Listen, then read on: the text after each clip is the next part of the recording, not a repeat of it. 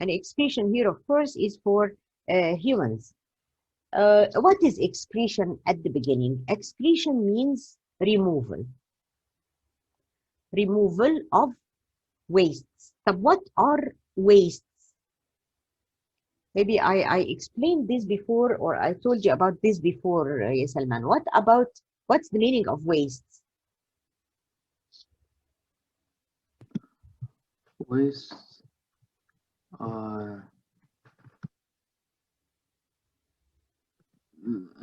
excess, or things our body don't need, I guess. We do not need. So where do they come from? Metabolic reaction. Yes, of course, of metabolism. And in order to say that these wastes are excreted, they have to cross a cell membrane.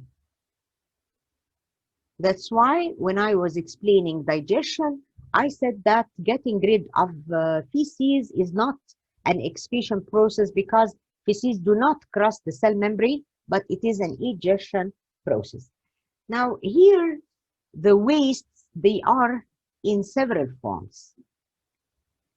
We have carbon dioxide, we have excess water vapor,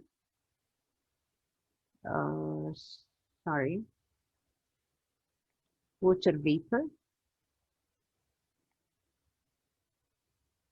We have urea, salts, or excessive salts, together with water. These are the wastes that we know.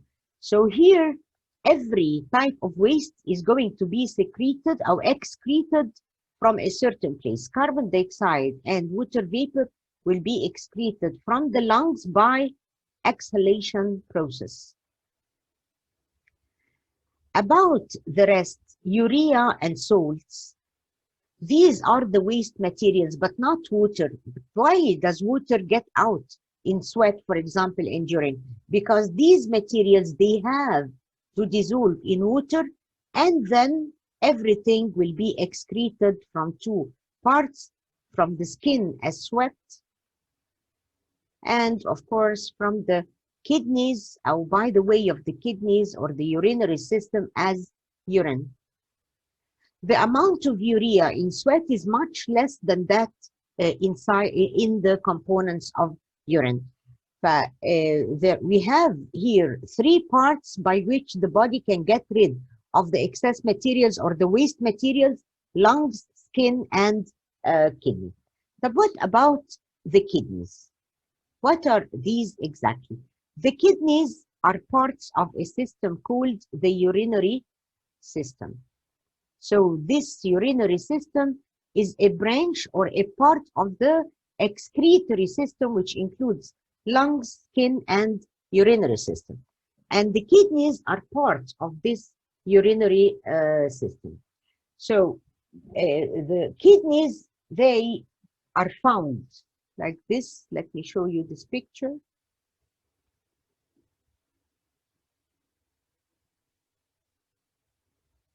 Here are they.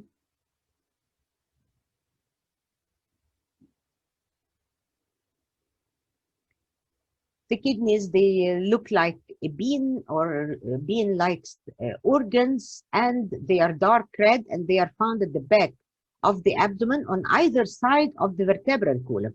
Yani the vertebral column is passing in between them, and they are found on either side of the vertebral column at the back of the intestine, back of the abdomen. These kidneys, they are responsible for two things: for ultrafiltration, or in other words, filtration, and in absorption or reabsorption. And after these two processes, the urine is produced. After the kidneys, they do both processes, the kidney is released and is collected in this part, which is called the pelvis of the ureter. The widest part is called the pelvis. And then urine is going to pass through the ureters to reach the urinary bladder, where the urine is stored here until the urinary bladder is full, so urine is going to get out of the urethra. Around the urethra, there is a muscle or a sphincter, which is called the urethral sphincter, and this sphincter is voluntary. It means that we can control its opening or closure. In babies, this sphincter is uncontrollable. It's involuntary. They cannot control it. Once their bladder contains urine, so urine is going to get out. Nothing is closing the urethra. But in adults, of course, we can control the urethra. The gross function of the kidney is to remove the urea and excess water and then reabsorb the useful materials. So what does this mean? What are the functions of the kidneys? As I just said, filtration and reabsorption. So what does the kidney filter of the blood? It filters several materials like excessive salts. It filters water, a very high amount of water. It filters, of course, urea. Sometimes glucose is filtered and nothing else. As you can see, the glucose is very important and water is very important. Yani most of the water of the blood or the water of plasma is filtered by the kidneys, and some of the salts are important. So all of them, they have to return back to the body by this process, which is called reabsorption. It means that these materials are reabsorbed. But what about the water? Is it reabsorbed completely? No. Most of it is reabsorbed, and the only amount of water left is enough to dissolve urea and the other amount of salts. After reabsorption of a part of the salts, the rest is going to dissolve in water and they get out. But glucose is never never appears in the urine, except, of course, if somebody is diabetic, so the amount of glucose will be more in the blood, so glucose can appear in urine. Let me take this one. Where is this urea formed? Urea is formed in the liver, as I explained before. And I'd like you to tell me what's the process by which the urea is formed in the liver. What is it called?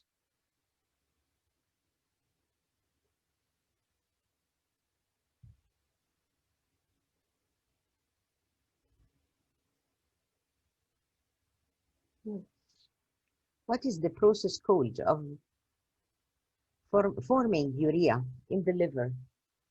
You remember?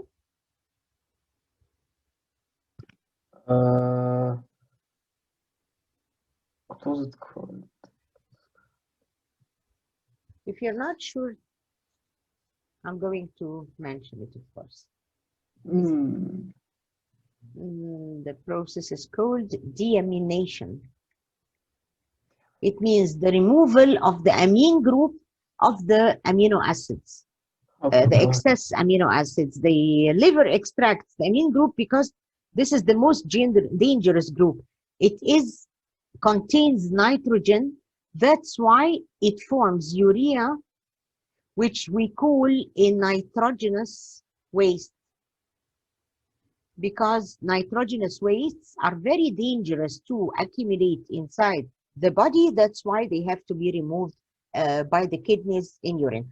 The liver forms urea in order to be transported later on by the blood to reach the kidneys, where the kidneys filter them and they appear in urine.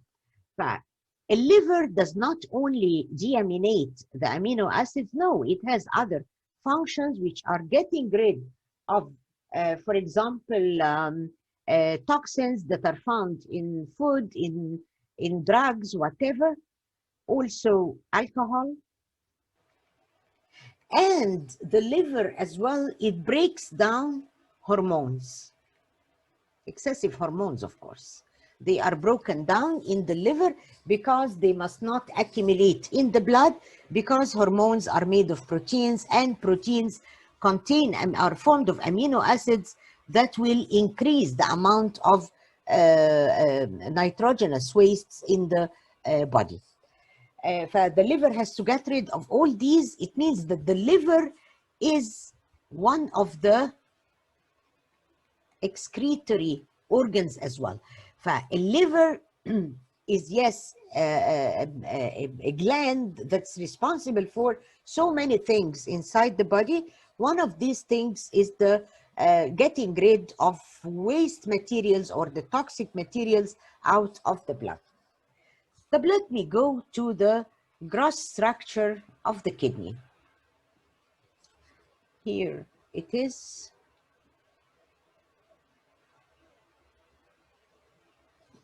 Here it is. Now, as you can see that the kidney, it has a concavity outward and a convexity inward. Here, the kidney, if I cut the kidney lengthwise, I'm going to see that it's formed of two parts. The outer part is always darker, and this is called the cortex, and the inner part, which is called the medulla. In the cortex and the medulla, there are the functioning units of the kidney. Functioning units of the kidney means that these are the parts of the kidney that are going to perform the function of filtration or reabsorption and the excretion of urine. Functional units, they are called nephrons. And many students, they mix up between nephrons and neurons. Neurons are for the nervous system, but nephrons are for the kidneys. Here, these nephrons, they begin in the cortex, then turn into the medulla, then to the cortex again, then to the medulla, where urine is finally formed, and it passes outside here to collect in the pelvis of the ureter, and then from the pelvis to the ureter itself, and then to the urinary bladder. Ureters, they are just tubes that connect the kidney to the urinary bladder, and I have now to explain what is the nephron exactly. Let me hear, but before I complete, I'd like to say that the kidney is covered by a capsule from outside, and this capsule is called the renal capsule.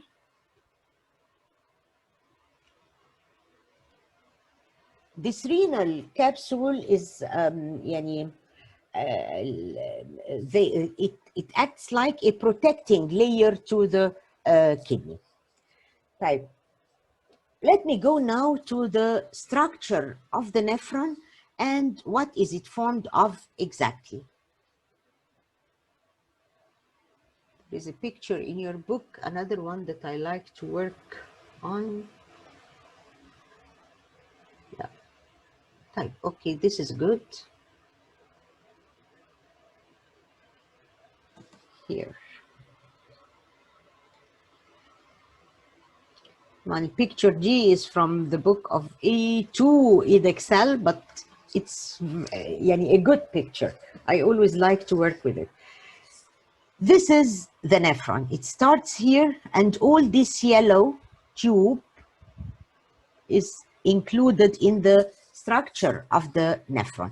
So the nephron, it is formed of the main part, which is the filtering part. This is called the Bowman's capsule.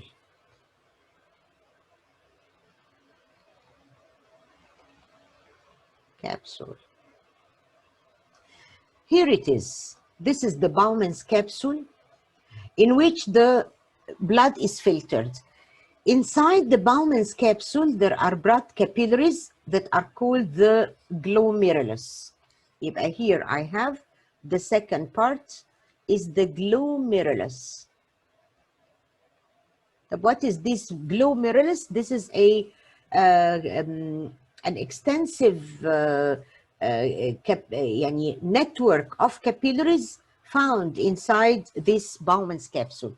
If I want to draw this, I'm going to draw the Bowman's capsule like this.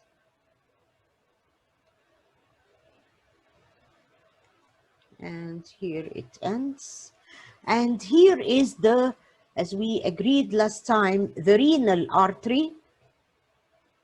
And this renal artery, as soon as it enters the kidney, it starts to divide into several divisions.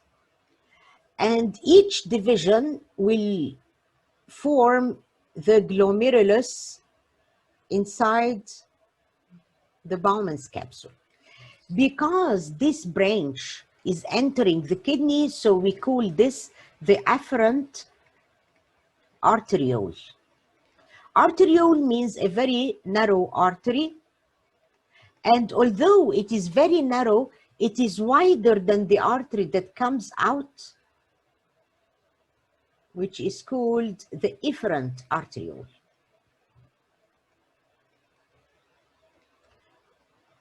Efferent arteriole is narrower than the afferent type. Why do we have an arteriole that branched into capillaries and it formed another arteriole? And you knew before that when the arterioles branch, they give capillaries, and then the capillaries will collect or will join to give a vein. But here, no, the arteriole is going to branch extensively inside this glomerulus to form, inside the Bowman's capsule, to form this network of capillaries. Then all the capillaries will rejoin again to give me another arteriole again. It means that the difference between both is that the blood entering the liver or entering the capsule, the Bowman's capsule, this blood was full of wastes. But the blood that comes out, no wastes, is filtered. Type. This is the glomerulus. And both of them, the Bowman's capsule and the glomerulus, they give me, or they have one name, which is called, I'm going to write it here, the Malpighian body. So the nephron, part of the nephron, which is the Malpighian body, is responsible for filtration of blood. So what's the Malpighian body? It is the capsule, Bowman's capsule, and the glomerulus inside. After there is filtration here, so the filtrate is going to pass through a coiled tubule, which is called the proximal tubule. In some of the books, they write the first tubule, convoluted or coiled tubule. So both of them are correct. In this part, as I told you before, that glucose, it escapes together with the other wastes, like this. If there is filtration inside this capsule, so glucose is going to escape as well. And I told you before that glucose has to be reabsorbed together with water. The reabsorption of glucose is done here in this first convoluted tubule. Then the rest of the filter, and so with some water, of course. So here I have to mention this reabsorption بقى. In all the rest of the parts بيبقى فيه reabsorption to some materials. يبقى في first convoluted tubule we have reabsorption of two things: glucose and an amount of water. Not all water, of course, is reabsorbed, because the rest of the salts, they are still dissolved in water, and the urea, of course. So after reabsorption of some water with glucose here, the rest of the filtrate will enter into this U-shaped tube, which is called the loop of Henle. In the loop of Henle here, we have reabsorption of salts only. يبقى في اللوب أو في loop of Henle, as you can see, it is formed of two limbs, the descending limb and the ascending limb. So in the descending limb of the loop of Henle, there is reabsorption of salts. So I'd like to write this in the loop of Henle.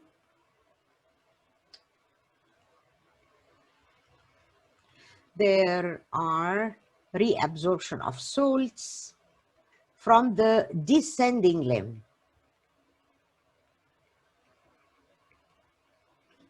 While in the ascending limb, there is reabsorption of water from the ascending limb. So if this is the ascending limb, so the other one is the descending.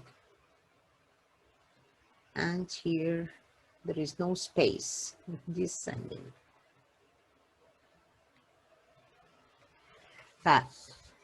Like that, you can see that glucose is reabsorbed, part of the water is reabsorbed, the salts that are needed by the body are reabsorbed, the other part of the water is reabsorbed, but still there is some water in which the salts and urea dissolve. Now the loop of Henle ends, and the final, or the filtrate after reabsorption of all these is going to enter another coiled or convoluted tubule, which is called the distal tubule, or sometimes we call it, or in some books they write it, the second tubule, convoluted tubule. Convoluted means coiled around each other too much. Here in this second convoluted tubule, only water is reabsorbed. I'm going to erase this in order to find a place to write.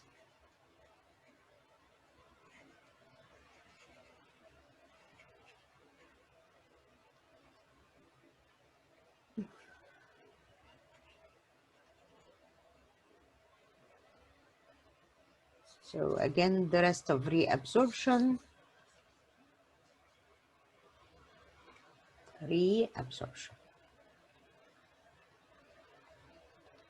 In the distal or the second convoluted tubule, there is reabsorption of only water, only.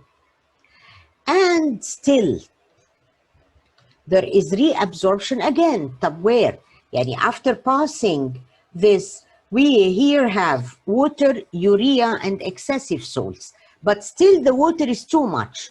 So water is reabsorbed back to the blood, and then the filtrate will enter this tubule, which is called the collecting duct. Again, in the collecting duct, there is reabsorption of water only. The collecting duct.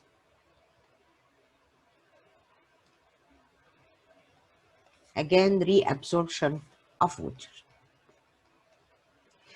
After reabsorption of water from the collecting duct, this means that urine is ready to be to be released out of the kidney to go to be stored to the bladder. These parts, the collecting duct and the second convoluted tubule, are under the control of a certain enzyme which is called AGH. What's the meaning of AGH? مش enzyme, hormone, I'm sorry. What's the meaning of AGH? AGH means anti-diuretic hormone. Anti-diuretic hormone, it means the hormone that will allow more reabsorption of water before it is released as urine. If this hormone is produced, so water will be absorbed from these collecting ducts and second tubules. If there is no AGH, so water is going to flow in urine. But what does this mean? The AGH is a hormone that is released from a gland in the brain, which is called the pituitary gland. And this hormone, it circulates with the blood in order to reach the kidney, like this. But inside the kidney, it acts on two parts only, the second convoluted tubule and the collecting ducts. Tubules, collecting ducts. If it is present, so this means that more water will be absorbed or reabsorbed. More reabsorption of water. And the opposite, if this hormone is not produced or produced in little amounts, so the reabsorption will be less, of course. If there is reabsorption of urine, so urine will be concentrated. Because reabsorption of water from urine, we are left with a little amount of water and a high amount of urea and salts. This means that urine is concentrated. And the opposite, if there is less AGH or no production of AGH, so this will lead to dilution of urine or diluted urine. Why? Because water is going to be released. There is no reabsorption to the water by the effect of this hormone, as this hormone is not there. Right. I would like to mention something about the collecting ducts. So let me get another picture for the nephron.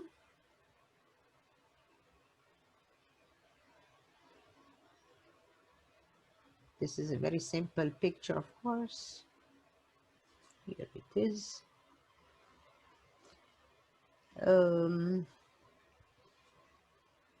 If this is the Bowman's capsule, this is a glomerulus together Malpighian body, first convoluted tubule, loop of Henle, second convoluted tubule, and collecting duct. Here you can see a branch, and there are several branches like this. Now, what are these branches? These are the other collecting ducts of other nephrons, because the nephrons, they are found beside each other. Yani for each kidney, we have around 1 million nephrons. The kidney is a small organ. These nephrons, they are very, very sticking together, or very near to each other, very compact, in order to include 1 million nephrons inside the kidney. All of them, they have collecting ducts. All the collecting ducts, they join together to open in the pelvis of the ureter. That's what I wanted to mention about the collecting ducts. But what about the renal artery and the renal vein? What are these exactly? And where do they come from? You know, yeah, Salman, where renal artery, where does it come from? From which artery?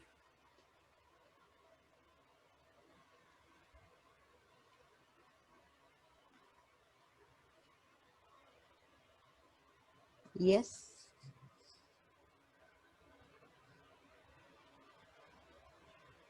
The renal artery. Mm-hmm. Aorta. Aorta طبعا.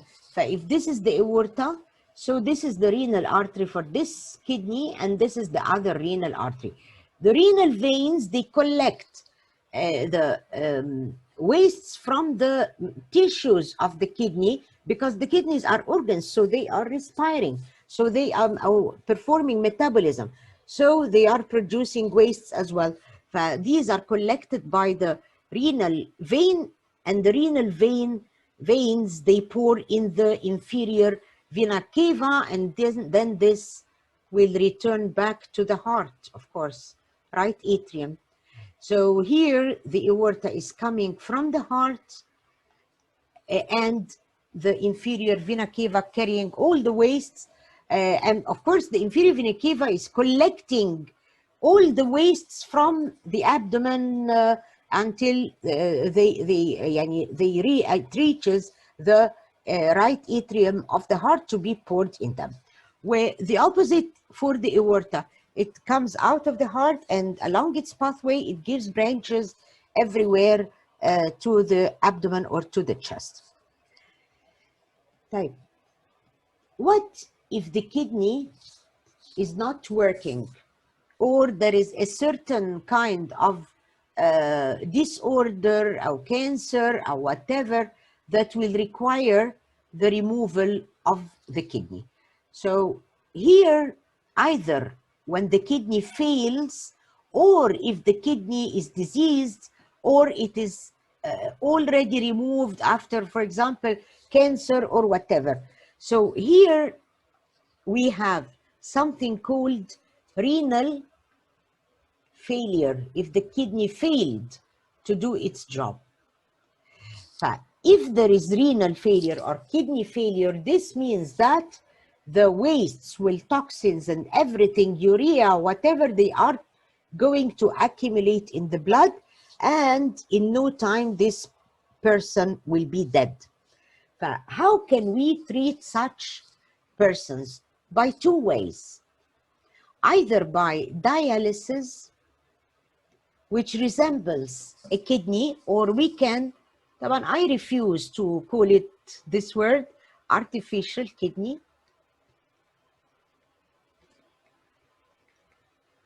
And of course, we can do kidney transplant. Now, what's this dialysis? Dialysis is like imitating the kidney in extraction of the wastes or the toxins that are found in blood. Now, what is its idea of work? This is the dialysis machine. Of course, this is a very simplified drawing. Here, the blood gets out of the body of one of the vessels of the patient, enters the machine to be filtered, and returned back as clean blood to the patient. But what is this machine that's going to filter the blood? And what's its idea of work? Its idea of work is by using the diffusion property, only diffusion. Here, its structure, it is formed of several tubes like this, the red ones, of course, because they are full of blood. Okay, these red tubes, and in between here there is running a certain fluid. But where does this fluid come from? It comes from a pump here. Here the fluid enters to fill all the gray areas in between the tubules, or the red tubules. The fluid is called the dialysis fluid because it makes dialysis. Dialysis fluid is going to enter here to fill all the inside of this structure. So what are these tubules? These tubules, they resemble the cell membrane, and there is an artificial membrane that exactly is similar to the cell membrane because it is partially permeable. This material is called the whisking tubing. So this whisking tubing, it acts like this. Suppose this is one of them. and the blood with all its wastes, urea. Let me erase this and make it bigger than this. Here it is. This is the tubing. And inside we have urea, we have excess salts, we have excess water, whatever inside, because all this is the blood. So we do not need urea and we do not need excess salts. So surrounding these tubules or the whisking tubing, there is the dialysis fluid. Now, what is this dialysis fluid formed of? It is formed of water together with some salts, okay, so that, and no urea, of course. So the materials are going to get out from the blood to the dialysis fluid by diffusion, because here we have higher concentration than here, but of course the water is more. But water is not going to pass by osmosis because it is just a medium in which the materials are going to dissolve. Yani urea, when it gets out, will excess salts. So this will, both of them will dissolve in water that is found in the dialysis fluid.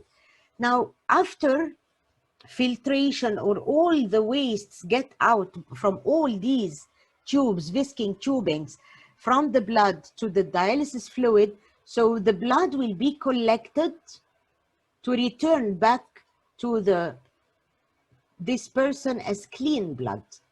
But here the blood is containing wastes. Now, what about the dialysis fluid? Where does it go? It's just draining out here into this outlet.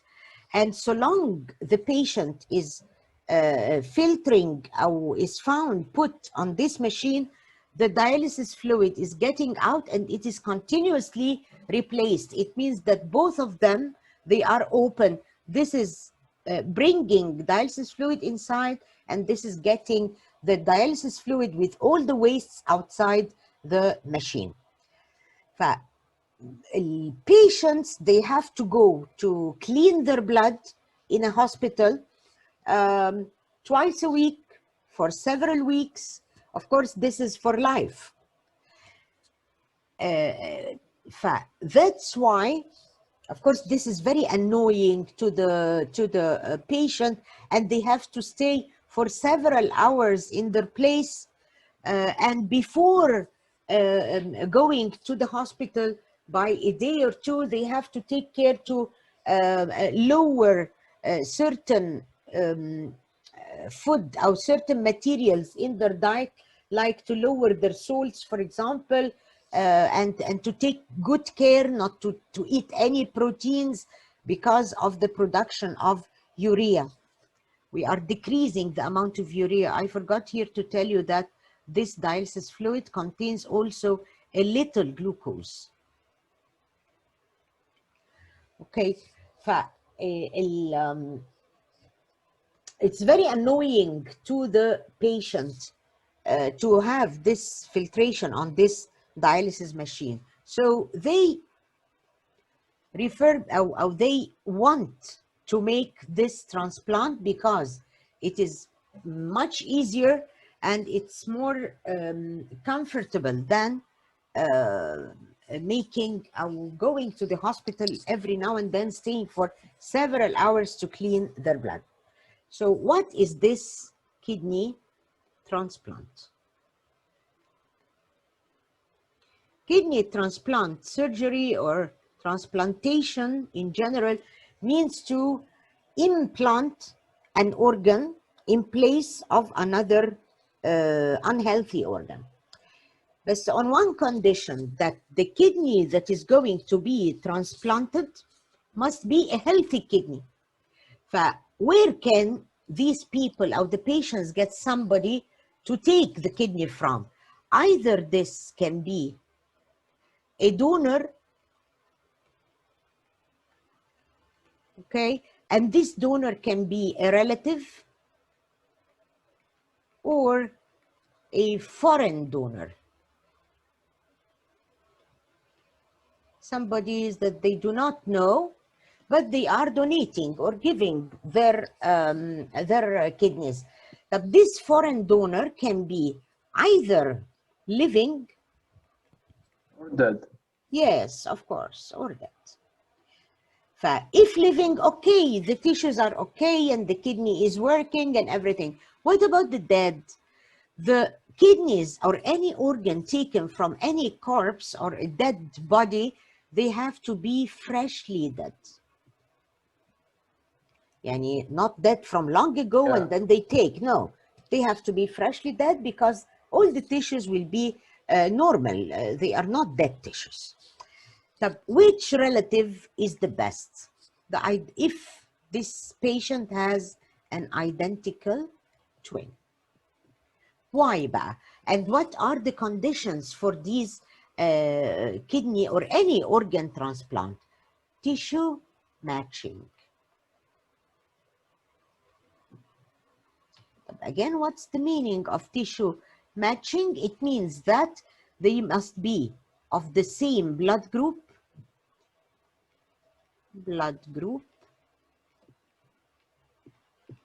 and of the same or nearly the same antigens.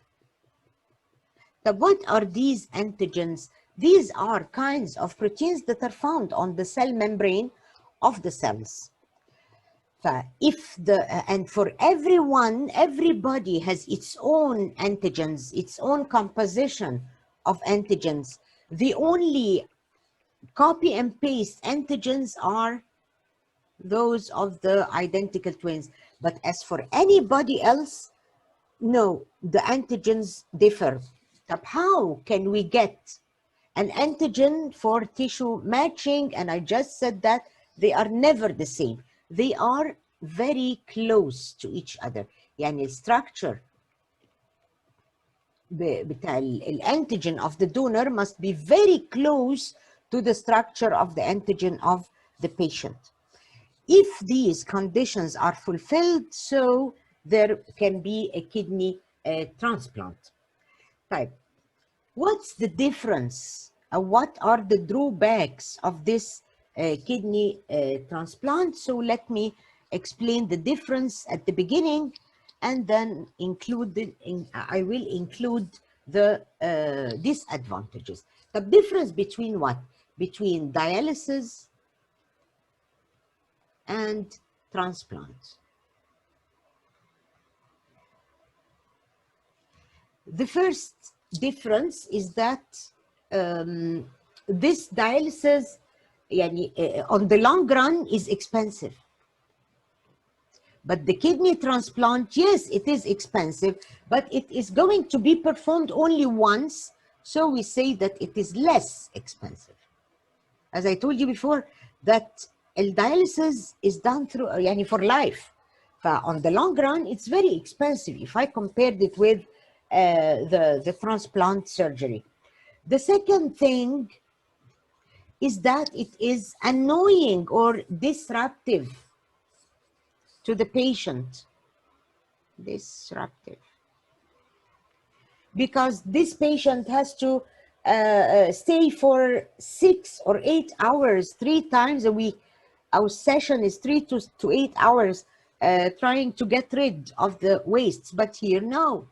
Here there is not, it's just a surgery. So it's not disruptive. It's going to take some time and the patient is going to recover completely. The third difference is that here, but this is an advantage. No kidney is needed. But here, no, the kidney is needed. Of course, this patient needs a kidney. And sometimes there are lists of people that need transplant transplantation of kidney, and sometimes patients die before the turn comes to them.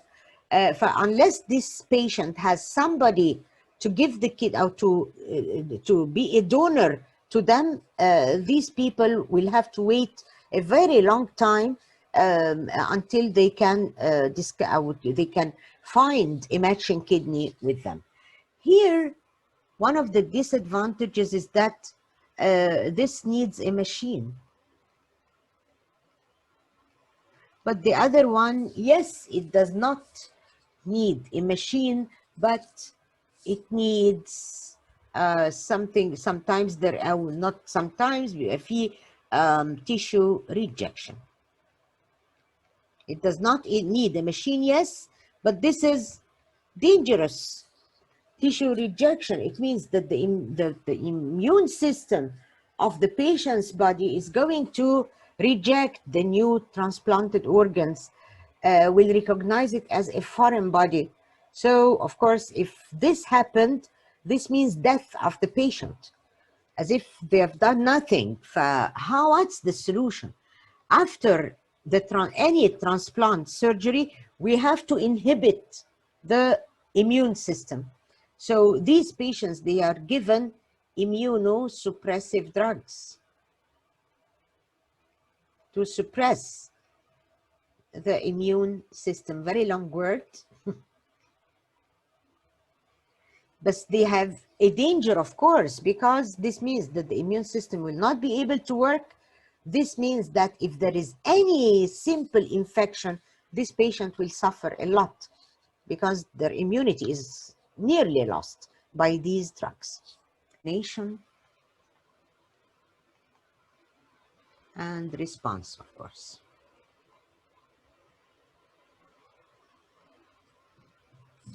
Here, coordination in the body, animal body, it is done by two systems. The nervous system and the endocrine system. Both of them, they work together in order to coordinate the body, where the body is going to respond to this coordination. In the plants, these are in animals.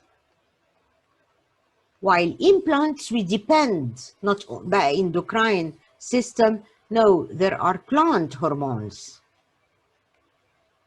only.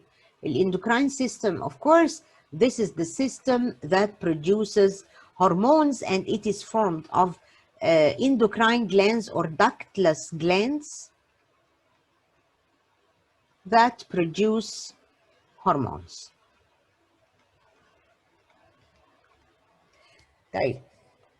What about the nervous system? But let me at the beginning tell you something. In the nervous system depends on electrical impulse or electric charges, while here the hormones are chemical messages. Okay, let me begin by this system, the human nervous system.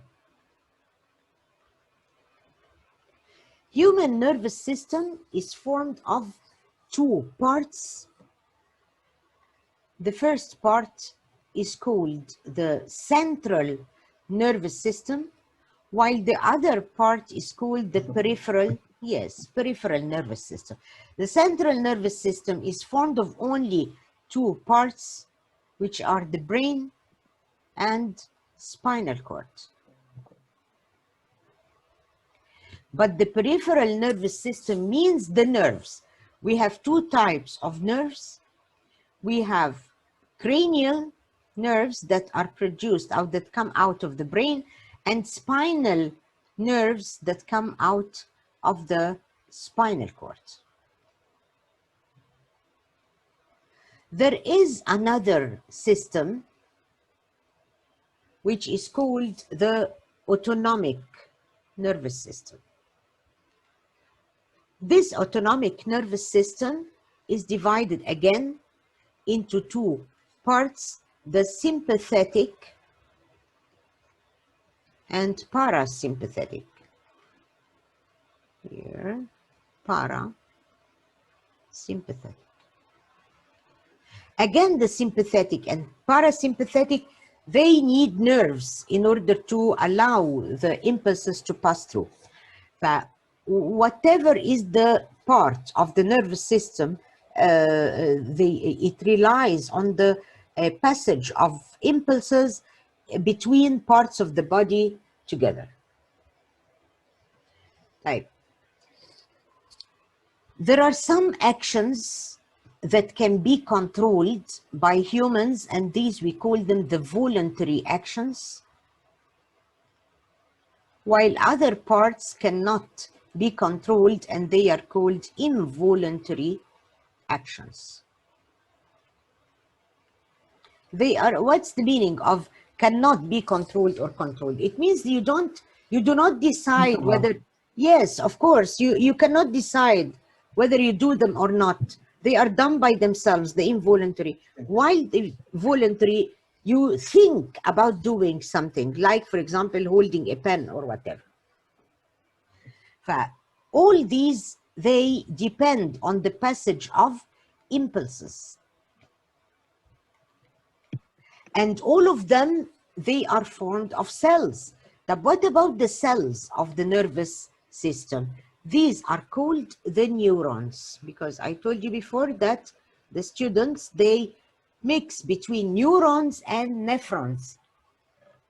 But what are these neurons? These are the nerve cells. Let me get the folder for the coordination, just a second. This one. I will close the share. Coordination, here it is. And this is the neuron. This is the neuron. As you can see that it is formed of several parts, or two parts, I mean, yani this part, which is called the cell body, and the other part, which is long, is called an axon. This cell body is found in only two places, the brain and spinal cord. Yani the material of the brain and spinal cord, spinal, not special, spinal cord.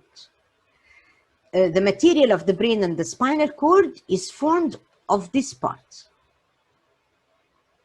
But what about this extended axon? This is the nerve, or part of the nerve. We call it the nerve fiber. But what's the difference between the nerve and the nerve fiber? If you took a nerve like this and we cut it, we are going to see that it is formed of hundreds and hundreds of nerve fibers. It means that these nerves, they are in the form of a bundle of axons, because the axon is the nerve fiber. When an impulse reaches here, for example, it's going to be received by these dendrites. These are called the dendrites, these extensions, and then the impulse is going to pass like this along this axon until it reaches somewhere else. The impulses, they usually begin at a sensory organ. Like what sensory organ? Like sense organ, yani like the eyes, ears, skin, tongue, nose. Our sense organs, they start the impulse, and then the impulse will move in order to reach the effector, which is going to show a certain response. Effectors are always either muscles or glands. Muscles are going to respond by contraction and relaxation, while the glands will respond by producing hormones. But are there types for these neurons? Yes, they are. We have 3 types. Let me show you the picture. Motor neuron, sensory neuron, relay neuron. Of course, thank you. Thank you. Of course, you have mentioned them. This is the sensory. But how did I know? Because the cell body is in the middle. Here is the skin, for example, which is a sense organ. Skin, for example. It's going to receive a certain stimulus or a certain change, and then according to this change, immediately an impulse is going to flow like this to the other side. Now, on the other side, there is the relay neuron. It's going to join these parts here, like this.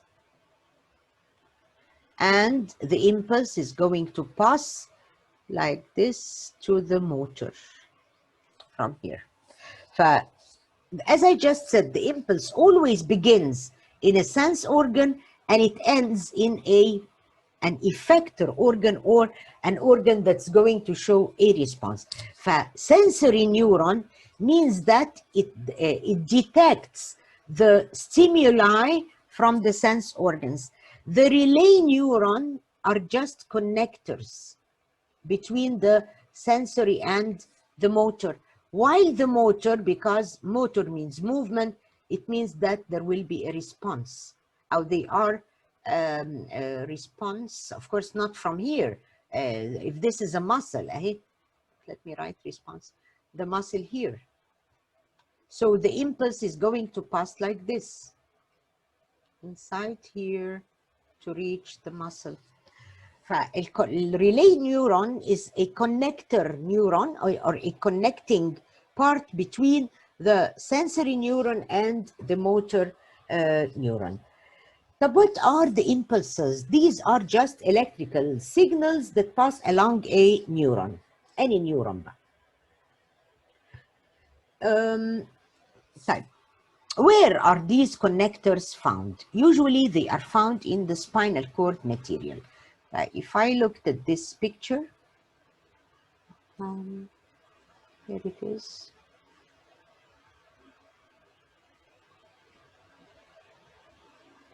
Here it is. I can see that this is the skin, of course. If there is a pin that pricked the skin, so this is a kind of stimulus. Stimulus means a change that has to be detected. So detection is going to be by the sensory neuron.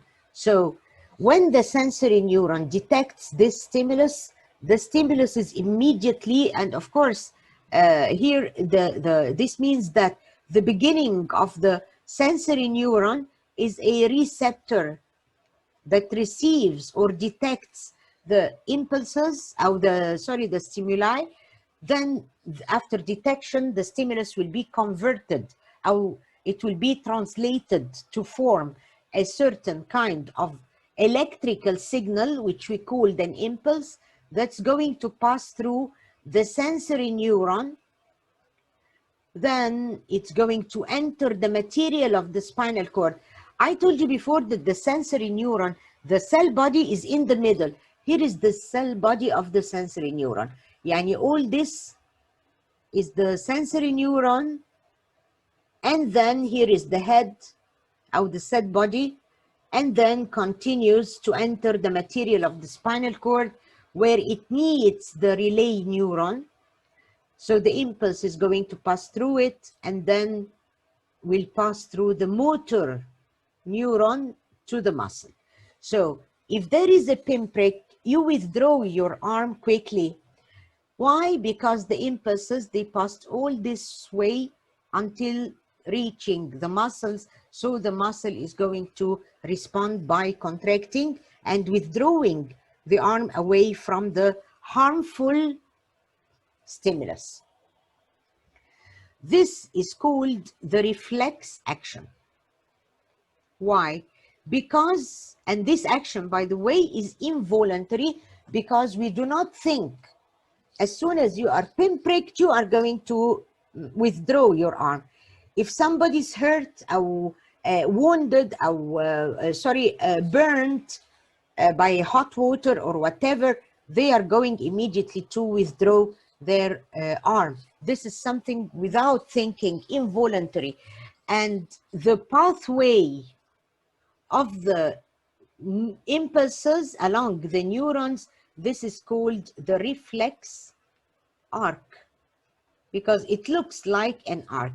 Here it is. So it's going to, impulses are going to move in the shape of an arc. That's why this is called the reflex arc. Always the reflex arc is protective. Yani, for example, here is a pinprick. If we do not have this reflex action, so the pin is going to enter through our skin, which is so harmful. It will harm the underlying tissues. If somebody is burnt, if we are not withdrawing our arm quickly, this means that our hands will keep on burning. There is another kind of reflex action that is done in the pupil of the eye. If there is the iris, and here is the pupil. When you pass from dark to bright? Yes, of course. If in bright color, this might damage the retina. That's why the pupil, without thinking, taban, is going to be very narrow in order to decrease the amount of light entering the eye. Yes. If there is dim light, it's going to widen to allow more and more light to enter on the retina so we can see properly. But this is another reflex action, but it's not involving the spinal cord, it is involving the brain. Anything near the brain or in the head, if there is a reflex action in the head, it is connected to the brain immediately. Anything in the rest of the body, its reflex action is connected to the spinal cord.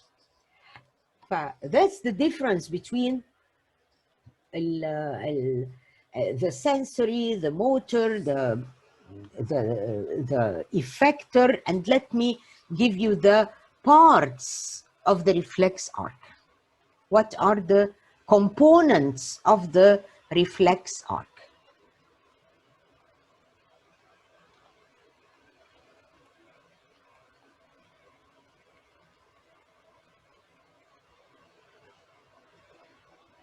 Here, as I just said, it begins by a receptor cell, receptor neuron. Yani.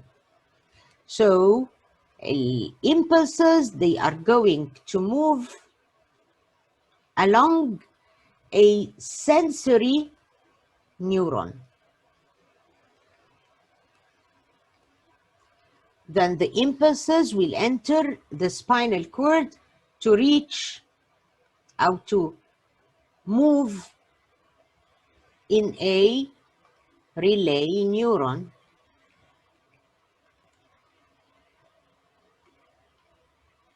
Then the impulses, they are going to reach the effector organ.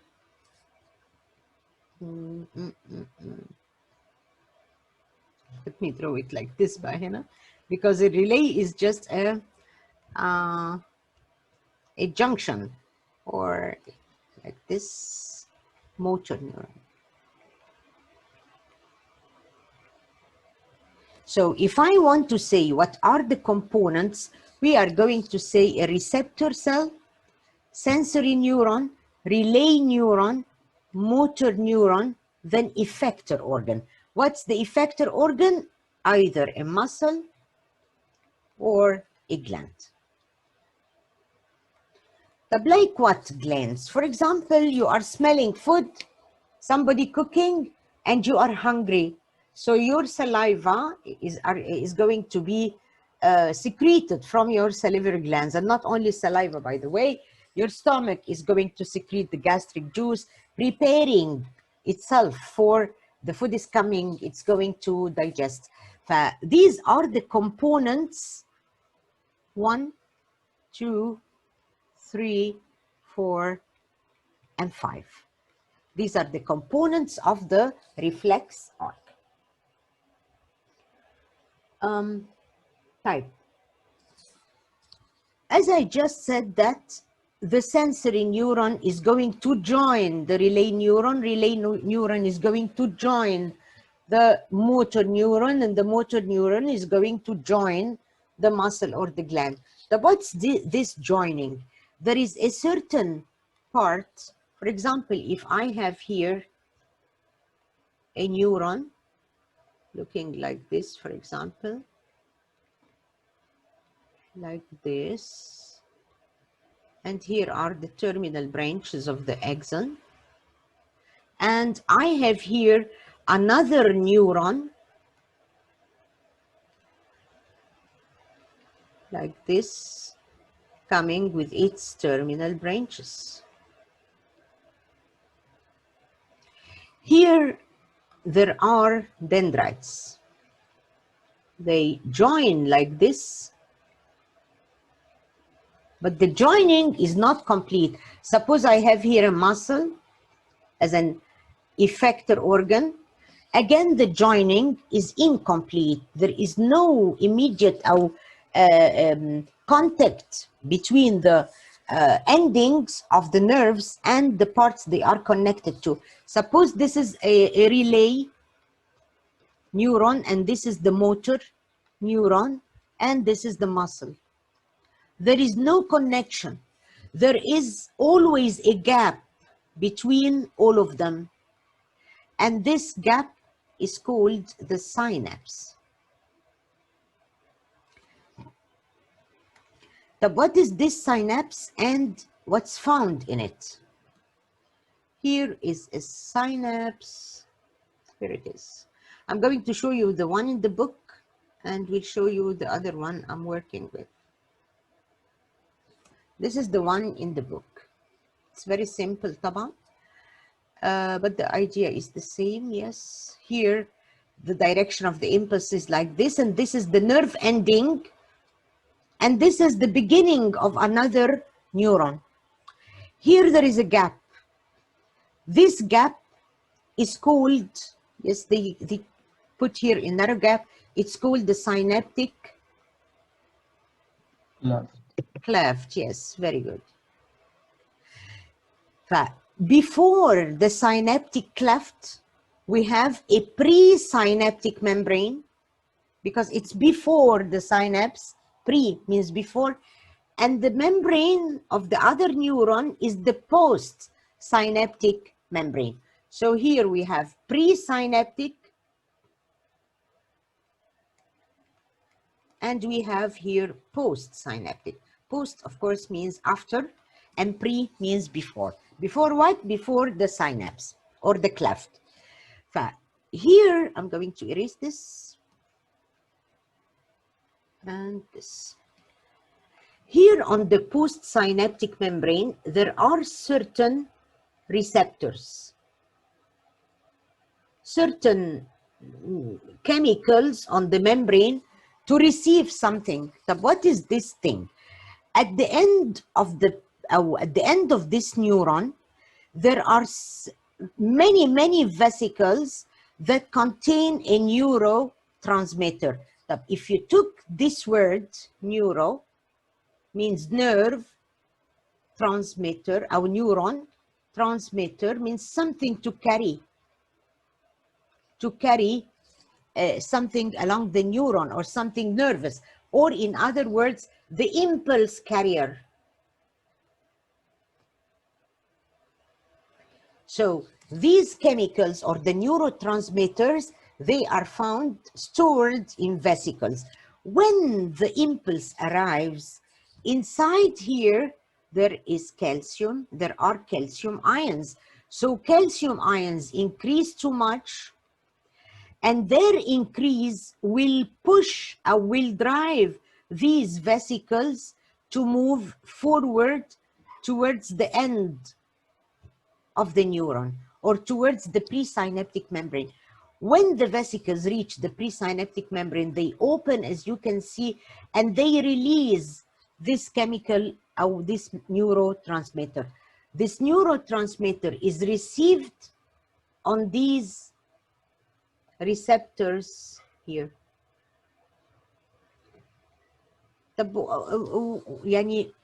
What's the connection between this and the impulse? The impulse is going to be carried by these neurotransmitter to reach these receptors, or in other words, to reach the postsynaptic membrane or to reach the other neuron. As I just said, that the neurotransmitters, they carry the impulses. So impulses will be carried by this neurotransmitter from one neuron to the other. But let me show you this picture.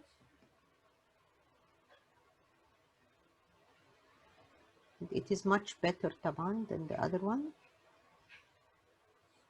Here it is. Look at this. Here are all the vesicles containing the neurotransmitter. This is the synaptic cleft. This is the presynaptic membrane. This is the postsynaptic membrane. And here are the receptors I just told you about. This is the nerve ending, and this is a neuron ending. This is a neuron beginning. So when the impulse comes here, of course, this is an active process. That's why mitochondria are drawn. Vesicles, they are going to be driven to the edge of the presynaptic membrane, where they open to release this neurotransmitter that is falls out, that is trapped by these receptors, and the impulse is moving with them, or they are carrying the impulse from one neuron to another. This is called a synapse. Where are the synapses found? Whenever there is a connection, whether in the spinal cord, or in the effector organs, or in the brain. Let me show you this picture. For these neurons and the synapses in between them, this is a part of the material of the brain. Look at this. This is a true picture, by the way, electron microscope. These are the neurons or the cell bodies, and all these are dendrites making synapses together. But why in the brain all these synapses are found? Because every group, or by the way, the brain material, for your general knowledge, it is formed, the brain only, it is formed of about 100 millions of these, or even more. All of them, or nearly all of them, are connecting or joined together by synapses. Why all this network of synapses? Because we are doing several functions in the same time. Suppose this part is for hearing, this part for speaking, this part for thinking, this part for, and so on. We are doing several actions in the same time. Right now, I am talking, I am breathing, I am hearing, I'm smelling, I can see, all this in the same time. This is for the outer things in the body. What about the inside of the body? While I'm doing all this, the heart is working, lungs are working, the blood is moving, all my systems are working. It means that there is a connection between all the parts of the brain by these synapses. If you looked here, but this is a model, Taban, it's not an actual picture. This is a model for the synapse, for the nerve cells, and all these are dendrites, and these lights resemble the impulses while moving from one synapse to another. Okay. طيب. Some people, they become addicted to drugs. Like heroin, for example. We are going, of course, to learn drugs separately. Heroin, it acts on the synapses. That's why people, they feel as if inhibited, or because heroin, yes, it allows people to feel very pleased Happy. at the beginning, happy at the beginning, but later on there is inhibition to the brain. Why? Because it works on the synapses, so there is no connection between one part and the other. This is false happiness, false pleasure. They call it euphoric sensation. They feel high كده, بس لا, this is going to go on for a short period of time, and then they will be there will be depression to the brain. Okay. طيب. Suppose there is an impulse that came to a muscle, and this muscle has to contract. The other muscle on the opposite side, it has to relax. But what does this mean? Suppose I have, if this is the arm, and this is the elbow joint, and here is the forearm, like this. Inside here, there is a bone. Let me get its end بقى.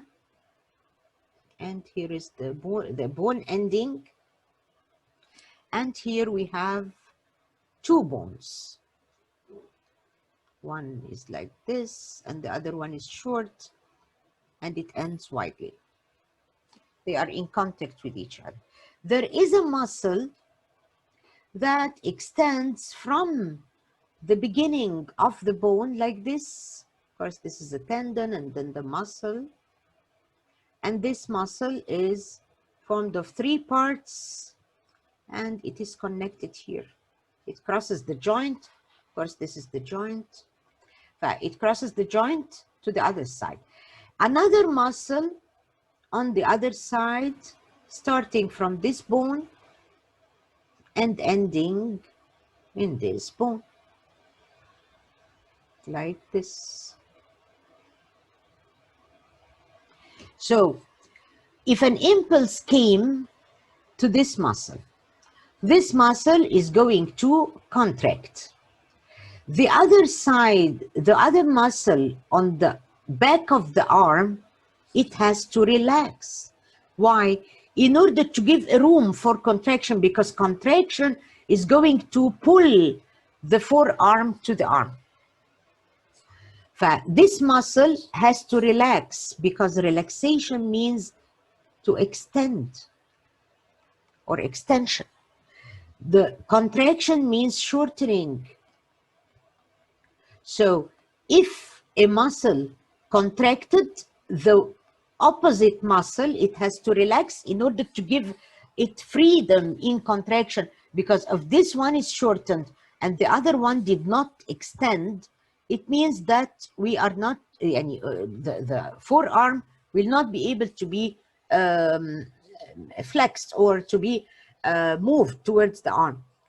But whenever we find in certain on the muscles that are in relation with the joints, whenever we find a contracting muscle, there must be a relaxing muscle in the opposite side.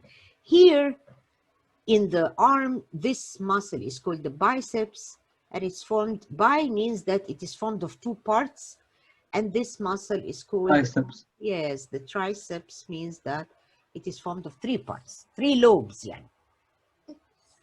When a muscle is contracting and its opposite is relaxing, we call them antagonistic muscles.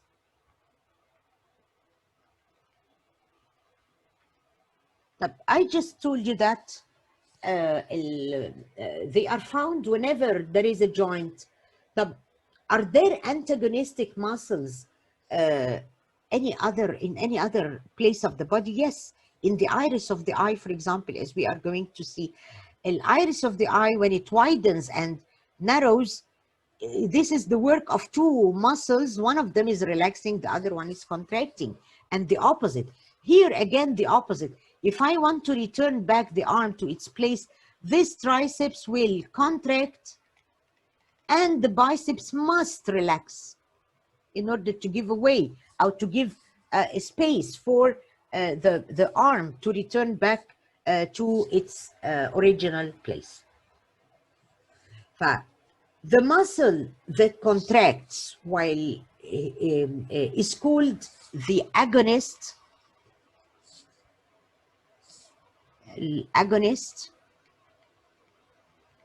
while the muscle that relaxes is called the antagonist. One of them is opposite the other, yani anti-agonist.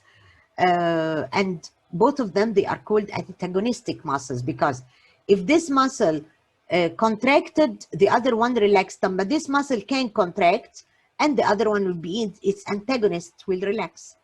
Yani no muscle is always an agonist and no muscle is always an antagonist. They are alternating in their actions.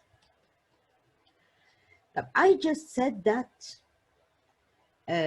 the movement of impulses starts at a sense organ. Let's go to the sense organ that we have to know, which is the eye.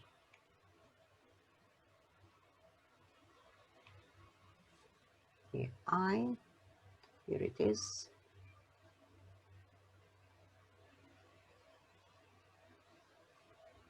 Here it is.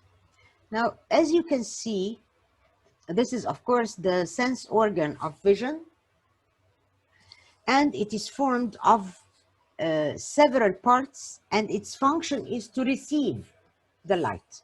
Sense organ responsible for sight by receiving the light, and then the brain is going to translate what is this. I told you before that if there is a stimulus coming from a sense organ, then this stimulus is going to change into electric impulses. And these impulses are going to pass along a nerve. The function of all this eye is to receive this stimulus. And it is actually the inside of the eye, which is the retina, the inner layer, this layer, is the one that is receiving or detecting light.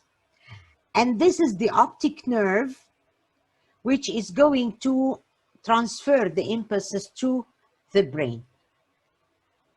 The optic nerve is at the back, our connection of the optic nerve to the brain is at the back of the head. Distance طبعا is very short between the eyes and the back of the head. The eyes, they are kept in the skull. If this is the skull, for example, don't laugh at my drawing. Here we have holes like this. These holes are called the orbits. And they are, of course, grooves, rounded grooves like this, and they carry inside the eyeball. So the eye, it looks like a bowl. Here we are going to cut this eyeball longitudinally in order to see its parts. The outer part of the eyeball is a hard structure, which is called the sclera. Hard. It is white in color, and it extends to the in front. We can see our sclera at the front of the eye, but the other one, of course, is inside the material of the eye, inside the orbit. This is the orbit, or the part of the skull. The sclera is showing from in front the white color that we can see in our eyes, and it is hard in order to protect the eye and prevent its collapsing. The anterior part, or the front of the sclera, is modified to give me the cornea. It looks like a lens like this. And both of them, the end of the sclera and the cornea, are protected by the conjunctiva. This is a very delicate transparent membrane. That's why we can see behind, yani we can see the white part in our eye because the conjunctiva is transparent. We can see the color of the iris because the conjunctiva and the cornea are transparent. The conjunctiva, it takes a curve like this. Let me draw it here to line the eyelid. This is the eyelid, and here are the eyelashes. Inside here, just above the upper eyelid, there is the lacrimal gland or the tear gland that produces tears. These tears are produced all the time, not only when we are crying. The tear gland secretes tears in order to moisten the conjunctiva and lubricates the eye. That's why we keep on blinking when we are involuntary. Sometimes when you think or you insist to keep your eye open, you feel that your eye is hurting you or there is a burning sensation because this is there are no tears covering the front of the eye, and the eye is about is going to dry up. Whenever somebody is having a surgery or a patient doing a surgery, so the eyes are slightly open when they are put to sleep by anesthesia, the eye is slightly open. So this will lead to drying up of the eye. Drying up means blindness. So that's why they put ointment or something that does not have an effect, but it lubricates the eye and keeps the front of the eye moist. That's why the tears are always secreted in little amounts from this tear gland. But of course, if somebody's crying, the tears will be much more. Again, the conjunctiva here, it takes a curve to line the lower eyelid. And here are the lashes. The what is found inside the conjunctiva? Here is the cornea, which is the transparent part of the sclera. So the conjunctiva, because it has a curve, and the cornea, it has a curve, they work together in bending of light entering the eye. Now, here is a chamber. This chamber, it contains a liquid, a transparent liquid again, and this liquid is for nourishing the eye lens and the cornea, because the eye lens and the cornea, they do not have blood vessels. That's why they need nutrition. So this aqueous humor in this chamber, it's called the anterior chamber, is going to give nutrition to the cornea and the eye lens. Now, if the light is coming like this, it's going to pass through the conjunctiva, through the cornea, through the anterior chamber or the aqueous humor in order to reach the lens. The light has to pass through a hole, and this hole is called the eye pupil. Eye pupil, of course, we can see it from in front. If this is the eye, and this is the iris, here is the pupil. It's just a hole inside the iris. This is the conjunctiva covering the sclera conjunctiva, and in front here the conjunctiva is covering the cornea, and behind the cornea there is this chamber and then the iris.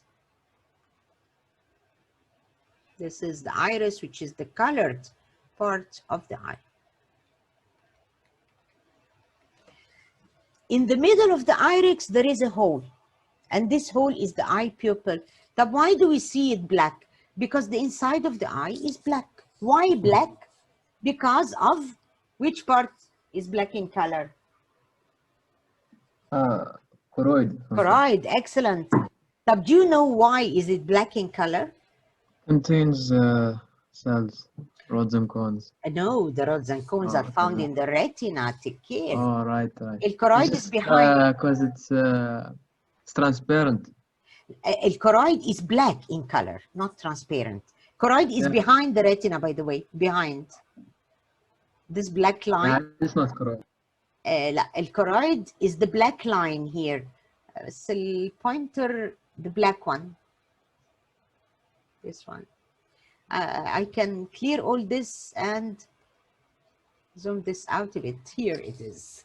I can see. Look at this, this black one, but this is the retina. The choroid is behind the retina. It is black in color. The retina is transparent. It is black in color because it must absorb all the light that falls somewhere else. And it contains a lot of blood capillaries. These blood capillaries are very important because they give nutrition and oxygen to the retina. The retina itself, it does not have a blood supply. It is the choroid that supplies the retina with nutrition and oxygen. Now, what about this chamber? This is called the vitreous chamber or the posterior chamber. It is filled with vitreous humor. It is a kind of jelly-like fluid, semi-solid. Excuse me? Yeah, I said it was a jelly-like substance. Yes, and also it helps to keep the eyeball in its shape, and together with the sclera prevent collapsing. So light has to enter all this space in order to fall on the retina, here or here or here or here. So what's the difference between the parts of the retina? The retina is the contains the receptors for light. Receptors for light, they are two kinds. These are receptor cells that are called the rods and cones. The rods are responsible for seeing in dim light. That's why they are responsible for seeing only black and shades of black, or in other words, gray. While the cones, they are responsible in seeing in bright light. That's why the cones are responsible for seeing colors.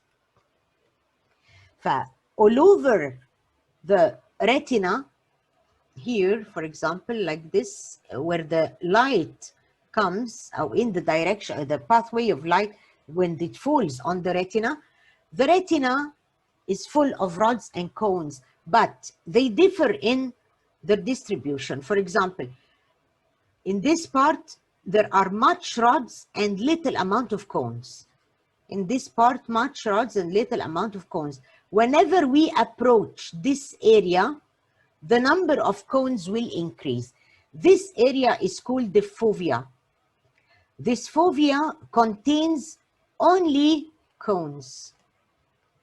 Whenever we get away from the cornea, from the fovea, we are decreasing the cones and increasing the rods. But at the fovea, only cones, no rods.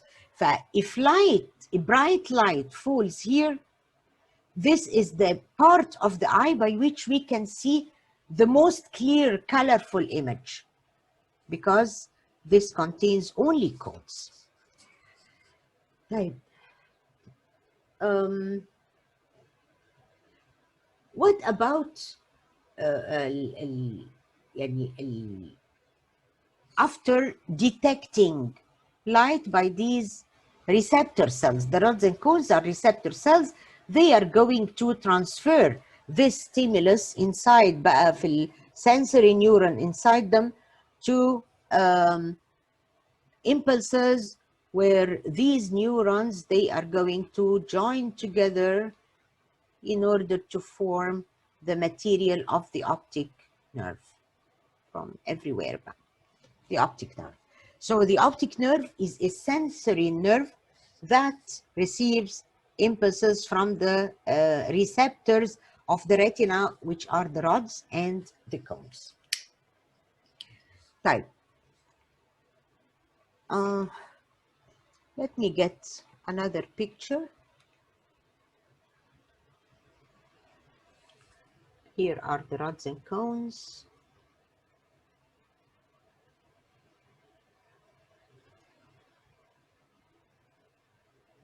Here are they. So here are the rods.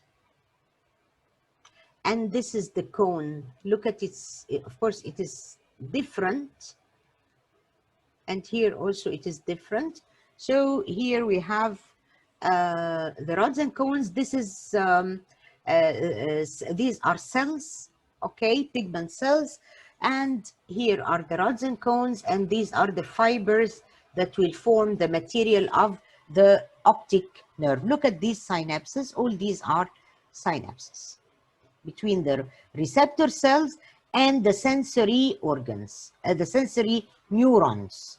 Synapses, sensory synapses or sensory neurons that will form the material of the optic nerve to take the impulses to the brain. The brain is going to translate what do we see. And by the way, when light falls on the retina, I hope I find this picture. Yes, here it is.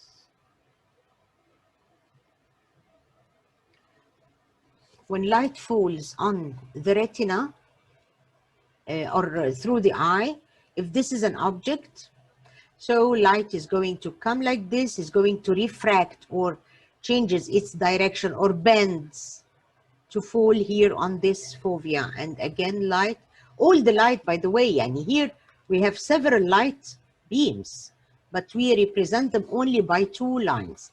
The light is going to bend in order, as you can see, the light rays, they intersect inside the eye and they fall on the retina. The picture of the retina is inverted. Yani, look at this, follow this, the arrow is down.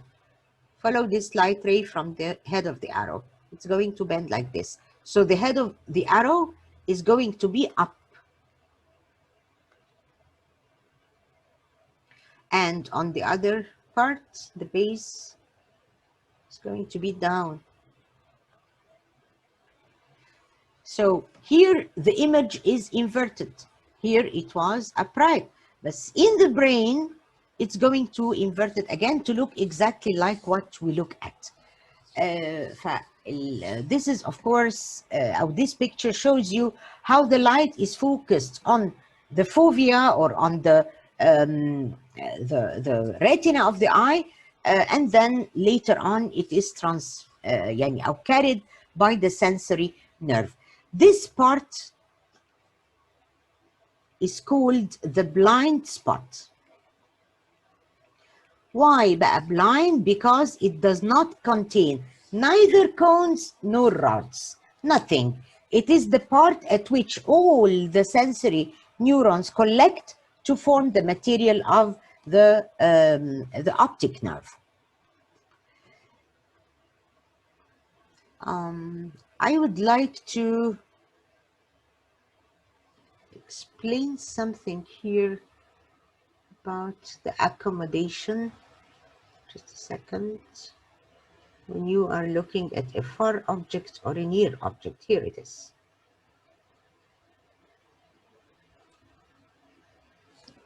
Here it is.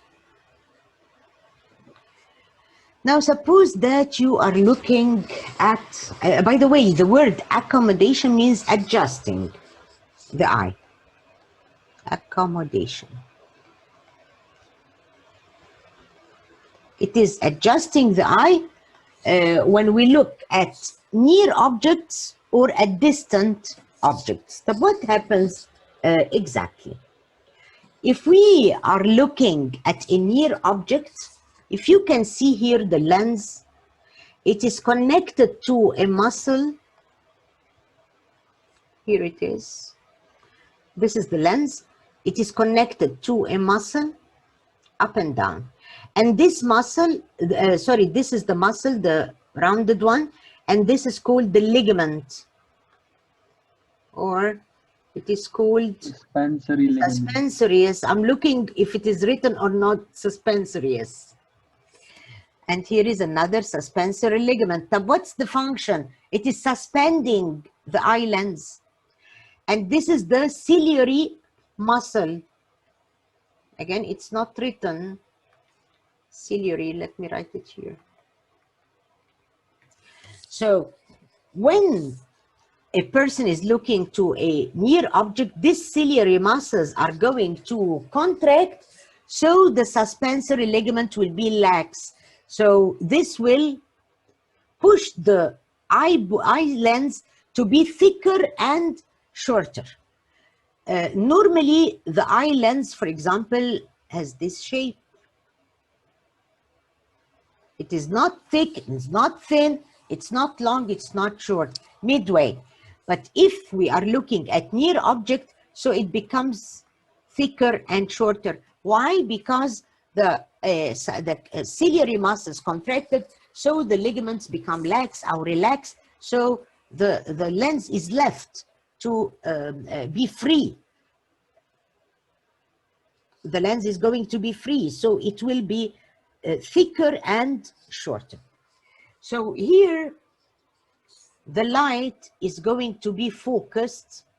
Oh, look at this.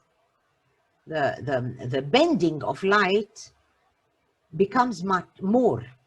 So it's going to be focused on the retina. While on the other hand, if we are looking at a distant object, so the ciliary muscles are going to relax, the ligaments, the suspensory ligaments will be tight, so pulling the lens to be longer and thinner. And when the lens becomes longer and thinner, this means that the refraction or the bending of light will be less refracted, or the angle of refraction will be less, and this will allow again the light to fall on the retina. This act is called the accommodation, and of course it is involuntary, something that happens without thinking. But let me go to the iris reflex, or the iridial reflex, or in other words, the pupillary reflex. It has several names.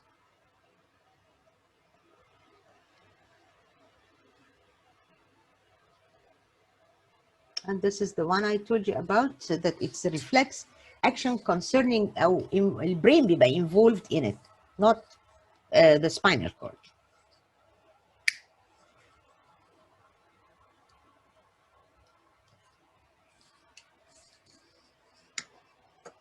Okay. Now, this pupillary reflex, or ممكن أقولها pupil reflex, it is something involuntary, and it is a reflex action. As I just told you, it protects the eye from bright light, and it allows the light to, more light to pass in order to allow more light to fall on the retina if there is dim light. So in bright light, the pupil narrows. In dim light, it's going to widen. Why that? Because we have two types of muscles. These muscles, they are called the radial muscle, the circular muscles, and in between, if you can see, there are lines like this, they are clear here, the radial muscles, like this. I can see shades كده. When there is bright light, the circular muscles will contract and the radial muscles will relax. It means both of them are antagonistic. One makes a contraction and the other one makes the opposite, relaxation. The pupil is going to constrict or to narrow. Okay, this will protect the retina because it allows less light to enter the eye. While in dim light, we need more light so we can see. For the opposite happens. The radial muscles will contract while the circular muscles will relax. So the pupil widens and more light will enter to fall on the retina. Radial muscles are the straight ones, right? The straight ones, yes. And the And circular, the okay, now I circular, understand. yes. Here, you look at them. They look like circles. These are the circular muscles. Endocrine system is a system that is formed of ductless glands. Now, what's the meaning of ductless glands? It means that these are glands that do not have ducts and they pour their secretion directly into the blood capillaries. Okay, are there glands with ducts? Yes, there are. The salivary glands, the what else? The liver, because it has ducts through which the bile juice flows. We have which glands? El pancreas. El pancreas, by the way, is a mixocrine or two glands together. So we call these ductless glands the endocrine glands, while the glands with ducts, we call them the exocrine glands, because they secrete their secretions to reach a part of the body through a duct. Like the pancreas, for example, when it secretes the pancreatic juice through the pancreatic duct to the duodenum. The salivary glands, they secrete saliva through the duct to reach the mouth, to pour in the mouth. But the pancreas, in particular, is a gland of the two kinds. It is called a mixocrine gland. Mixocrine gland means that it is a mixed gland. Its exocrine part secretes pancreatic juice, while its endocrine part secretes insulin and glucagon hormone. So what are hormones? Hormones, they are just chemicals, and most of them, the majority of them, are protein in nature. A hormone is a chemical substance which is produced by a gland, and it is carried by the blood to a target organ. So here, the gland or the endocrine gland produces the hormones that are carried by the blood to the target organ. So what's the meaning of the target organ? It is the organ that's going to respond to this hormone. For example, if there is FSH reaching the ovary is the target organ. It's going to respond by developing of the follicle. Luteinizing hormone, or the LH, is a hormone. It's secreted from the pituitary gland, carried by the blood to the ovary. Ovary is the target organ that's going to respond by ovulation, or producing or bursting out of the follicle to produce an egg cell, and so on. Every hormone is produced from a gland and is received by a target organ, and this organ will show an effect. Hormones, most of the majority of hormones are protein in nature. But there are some hormones that we call steroids, or steroid hormone. These steroid hormones are the sex hormones. These are examples of زي التستوستيرون, الاستروجين, البروجستيرون. These are steroid hormones. They are lipid in origin. فالهرمونز they reach the target organ, they work, or they have a specific function, and then they have to be destroyed. What is the organ that destroys the hormones? It is the liver, as I told you at the beginning of excretion. I'm going to stop here, where next time, inshallah, I'm going to continue. Thank you for listening, and bye-bye. Have a nice weekend. Bye-bye. Thank you. Bye-bye.